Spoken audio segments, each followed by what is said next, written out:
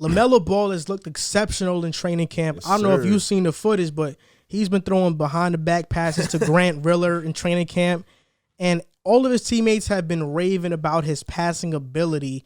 Even his coach, James Borrego, he talked about how he's a great playmaker. Devontae Graham has talked about it. Terry Rozier has talked about it. One of the Martin twins has talked about it. I don't know which one because I'm not an expert at telling twins apart. Cody's the better one. All right, I don't know who it was. It was just their face. So Oh yeah, I don't know how to differentiate. They wear different gear, so you have to figure out who's who in the gear. Yeah, I don't know who it was, but even in the footage where he was shooting around with Gordon Hayward, he looked like he was keeping up, even though his jump shot. People criticize his jump shot a lot. I think LaMelo's getting slept on this season. I think he probably should have won number one, to be honest. I think he should have won number one. To Minnesota? I believe in his potential a lot, and I think it was a steal that Charlotte got him. I don't think Charlotte was expecting to get him. I thought they were expecting to get James Wiseman. Yeah, I definitely thought Wiseman was going to fall to 3. LaMelo, and it's great for them because not only does LaMelo bring star potential to their team, but he's box office already. Everybody's gonna tune in and watch LaMelo. Their ticket sales are gonna not tickets because we're not gonna have fans. Maybe like the virtual tickets are gonna go up. Jersey sales are going up. It's just bringing an excitement to Charlotte that honestly, since I've watched the team, has never really been there. It's crazy because like I feel like when people go overseas, it's like they come back and they're a whole different guy. Like their mindset is whole above the world. Their IQ is ahead of the game. And I feel like that's what the overseas guys teach you. They don't teach you the athletic stuff. They teach you about IQ, what's on the court, skills. And I think LaMelo he's coming in. He's already 5-10 steps ahead of the rookies that he's with right now, his class. So I feel like he's going to come in. He's going to impact the game. And it may not be in points. He may be a little inefficient. He was a little inefficient in Australia.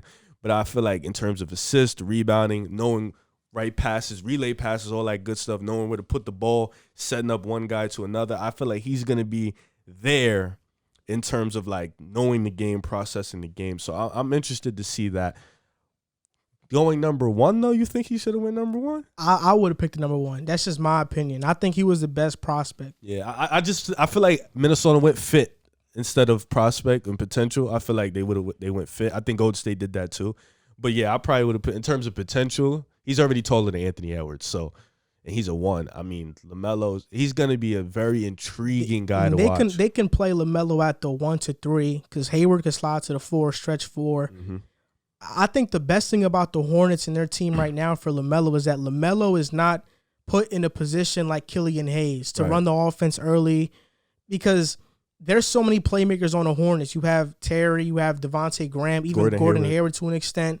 So you got guys that are going to set up LaMelo for easy baskets and kind of show him the way. Yep. I know Derrick Rose is doing that to an extent with Killian Hayes, but not as much mentorship is going on there that's going on in Charlotte with LaMelo.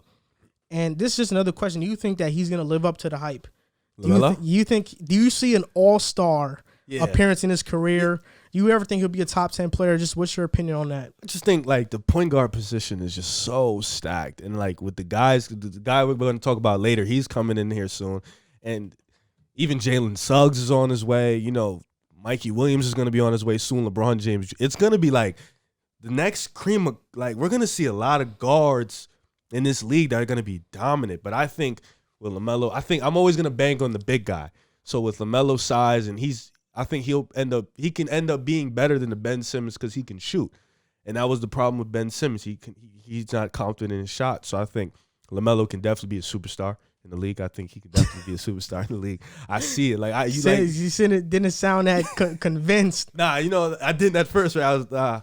I see it. Like I see the tools. Let me say this. He has the tools and the potential to be a superstar. Can he do it in Charlotte? It's going to be up to the front office to get him there and get him the pieces to make it look like he's a superstar. But he has all the talent in the world to be a superstar. Yeah, I agree. I think he does have all the tools, and he's in a good position with Charlotte. Even though they overpaid for Gordon Hayward, he was still a good acquisition for them. They weren't going to get another free agent anyway, so it was good that they got him. It was better than Montrezl Harrell, to be honest. Oh, easily. So I think LaMelo will live up to the hype. I think Rookie of the Year is between him and Wiseman to me. I think, and Toppin is there too, but I think it's between LaMelo, Wiseman, and Toppin. I see that. I think, and you know what's crazy? I like a rookie who can build their own name, And I think Charlotte is a place where he can literally solidify it as his city and make it his. Like the same with what Dirk did with Dallas, or what KD and Westbrook did with Seattle turned OKC. I think he can really make that his, like what LeBron did with Cleveland. Not like that, but like, he can make Charlotte his and turn it into his dynasty. He can do what he needs to do. He has the freedom to be who he is, and I like that from him. And I think with his father now being kind of like out the way, it's going to give him room to be that player.